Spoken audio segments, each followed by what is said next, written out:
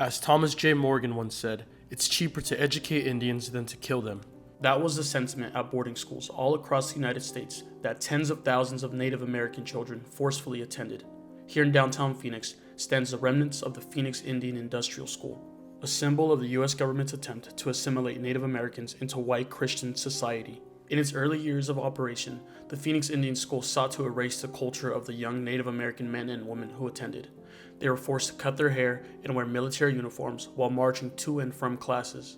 The men were trained to be laborers, while the women were trained to be domestic workers. Patty Talahongva, a former student of Phoenix Indian School, says this was purposeful. By virtue of having this word industrial in the name of a school, it shows you where their intent was, and the intent was to create a cheap labor force.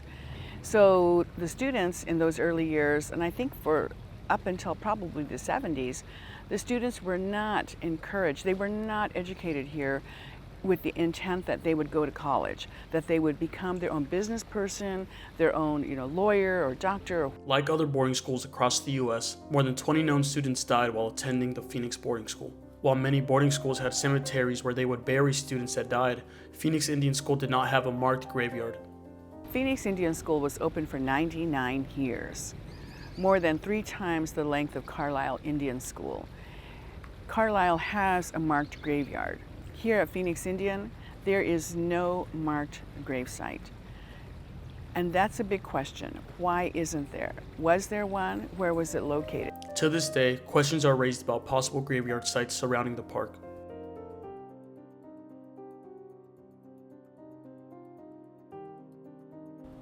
In its later years, the conditions at Phoenix Indian School improved. By the time I came to school here, we were not forbidden to speak our languages. We had actual clubs for the different tribes. Students were now able to talk in their language and show their culture in a school designed to separate them from it. True to Native spirit, true to the students who came to school here, they may have been groomed one way, but not all of them followed that plan by the government.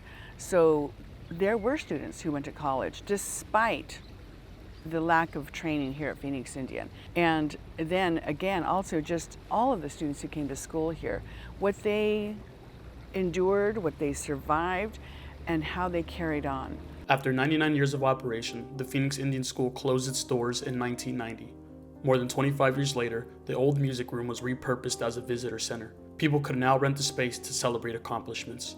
The first year that we were open, we had families coming here to rent it for a family graduation dinner.